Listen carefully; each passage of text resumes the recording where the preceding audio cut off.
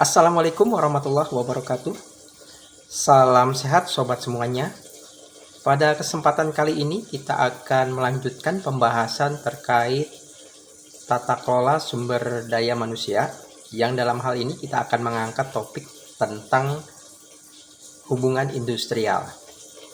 Di video sebelumnya kita sudah membahas terkait dengan proses pemutusan hubungan kerja dan juga sekaligus aturan uang pesangon. Nah, pada kesempatan kali ini kita akan coba membahas terkait hubungan industrial. Hubungan industrial merupakan sebuah hubungan yang terdiri dari para pelaku, baik pekerja maupun pengusaha, yang keduanya melakukan sebuah proses produksi barang maupun jasa yang tentunya kegiatan tersebut dilandasi oleh nilai-nilai Pancasila dan Undang-Undang Dasar 1945. Di dalam hubungan industrial, banyak sekali hal-hal yang menjadi pembahasan, terutama terkait dengan ketidakharmonisan, ketidakcocokan, bahkan yang terjadi terkait dengan perselisihan. Di dalam Undang-Undang Nomor 2 Tahun 2004 disebut bahwa perselisihan hubungan industrial adalah merupakan sebuah konflik yang terjadi antara pekerja dengan pengusaha, di mana konflik yang dimaksud adalah terkait dengan konflik perselisihan hak, perselisihan kepentingan, dan perselisihan pemutusan hubungan kerja. Nah, tentunya buat sobat semuanya, informasi ini sangat diperlukan. Bagaimana proses ini bisa berlanjut? Nah, mari kita simak bersama-sama proses terjadinya penyelesaian perselisihan hubungan industrial.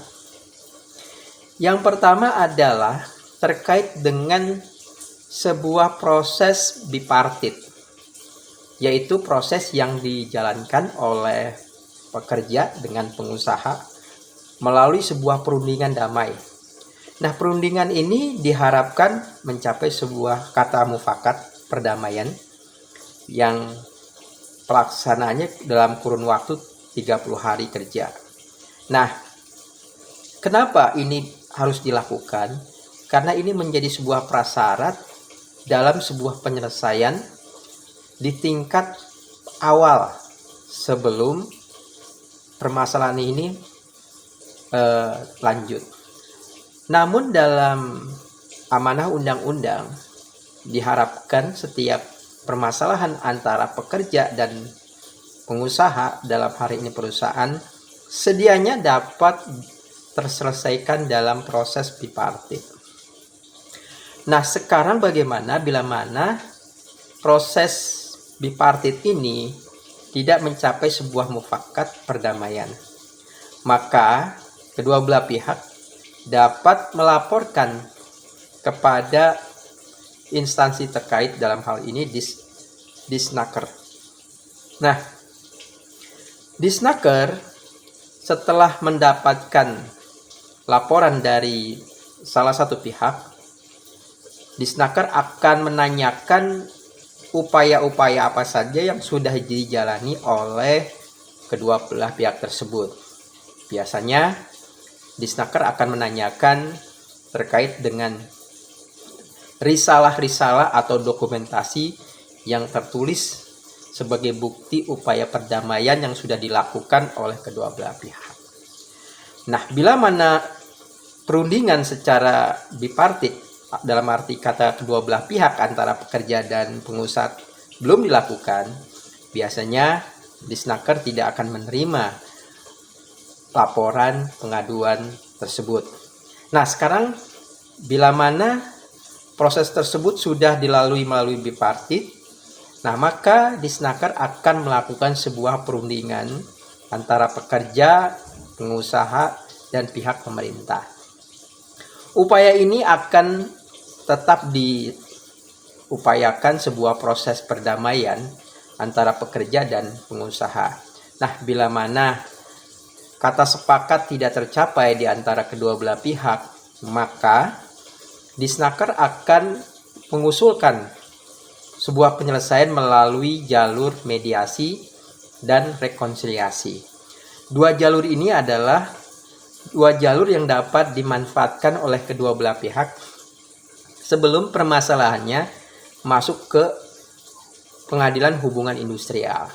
Nah, untuk lebih detailnya, mari kita bahas apa dan bagaimana proses di dalam perundingan non-litigasi atau mediasi dan rekonsiliasi.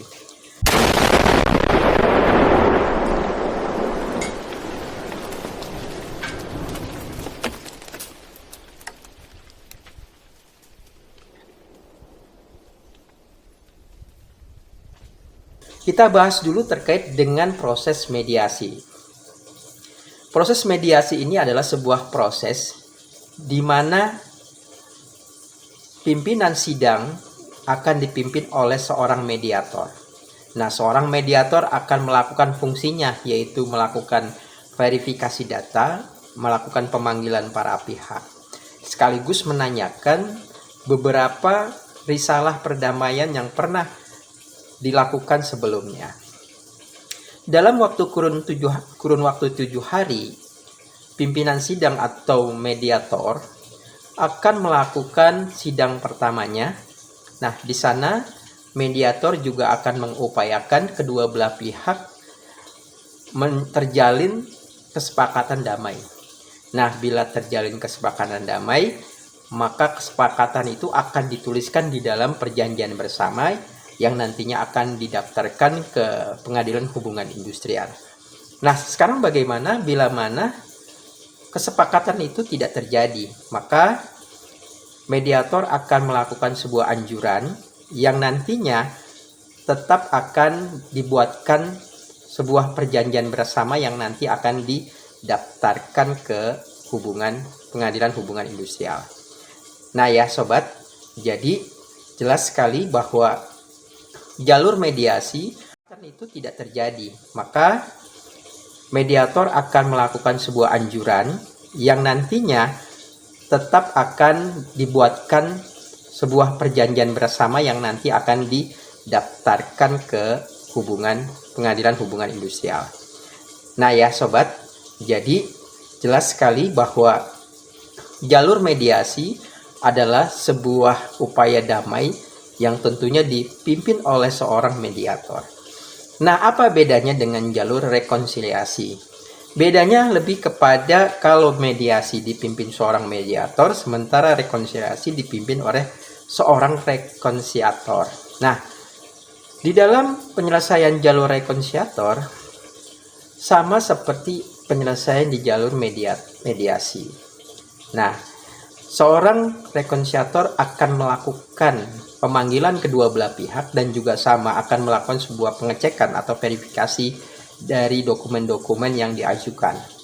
Bila mana semua dokumen dan para pihak sudah dapat dihadirkan, maka rekonsiliator akan melakukan sidang pertamanya dalam upaya mengajak sebuah upaya perdamaian kedua belah pihak. Nah, kemudian bila mana kedua belah pihak ini sepakat damai, sama seperti dengan mediasi, kedua belah pihak ini akan menuliskan ke dalam perjanjian bersama yang nanti akan dituliskan di dalam pengadilan hubungan industrial. Nah, bagaimana bila mana kedua belah pihak ini tidak sepakat? Maka rekonsiliator akan melakukan sebuah anjuran. Nah, anjuran ini juga tetap akan dibuatkan perjanjian bersama yang nantinya akan didaftarkan ke dalam pengadilan hubungan industrial.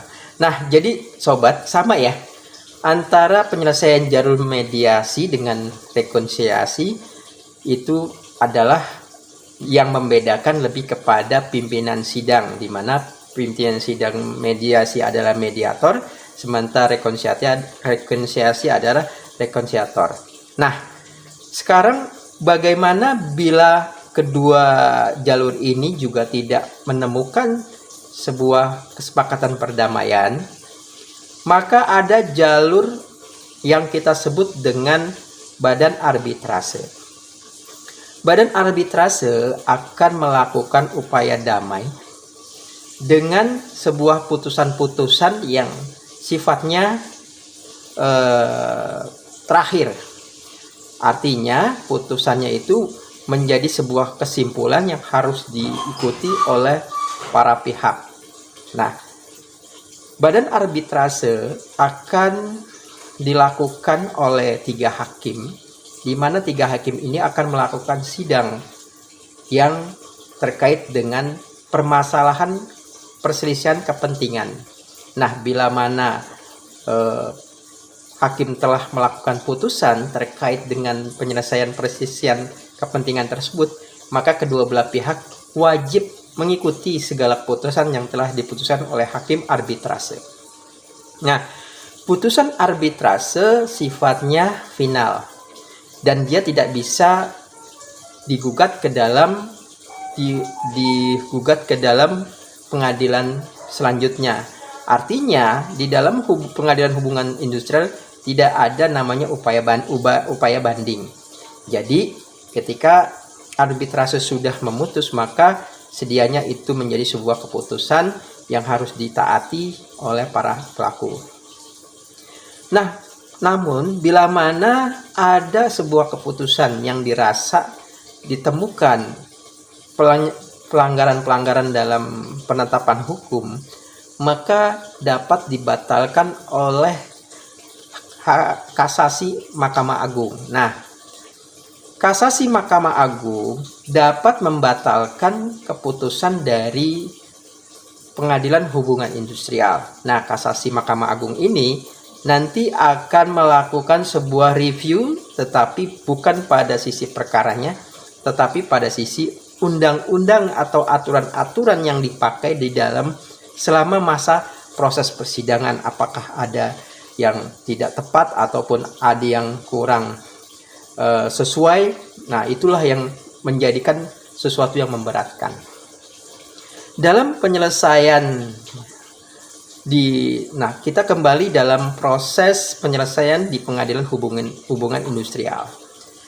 Di dalam penyelesaian hubungan industrial, para pihak atau penggugat akan mendaftarkan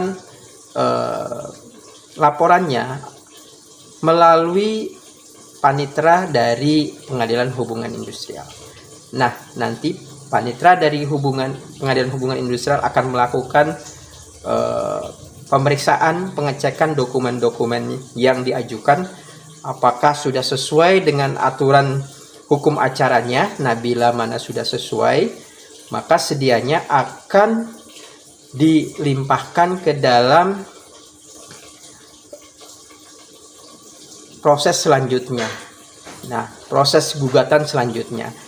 Di dalam proses gugatan selanjutnya, pihak tergugat akan bisa melakukan sebuah jawaban yang kita sebut dengan replik. Replik ini menjadi sebuah jawaban bagi penggugat. Nah, jadi tergugat dapat melakukan jawaban yang disebut replik.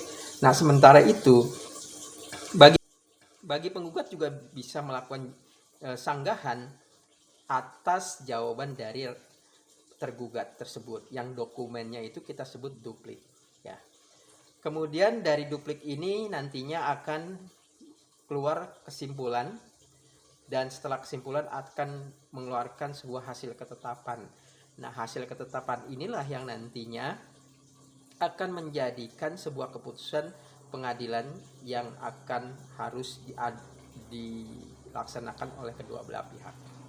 Ya, jadi rekan-rekan semua, perlu diketahui bahwa proses di dalam Pengadilan Hubungan Industrial ini bersifat ad hoc. Artinya tidak ada upaya banding, dan kalaupun ada pembatalan itu melalui kasasi Mahkamah Agung. Ya, jadi demikian penjelasan singkat. Nah, untuk lebih jelasnya kami akan membuat secara alur penjelasan terkait dengan apa yang kami jelaskan tadi di akhir video ini. Demikian yang dapat kami sampaikan, kurang lebihnya mohon maaf. Sekian, terima kasih. Assalamualaikum warahmatullahi wabarakatuh.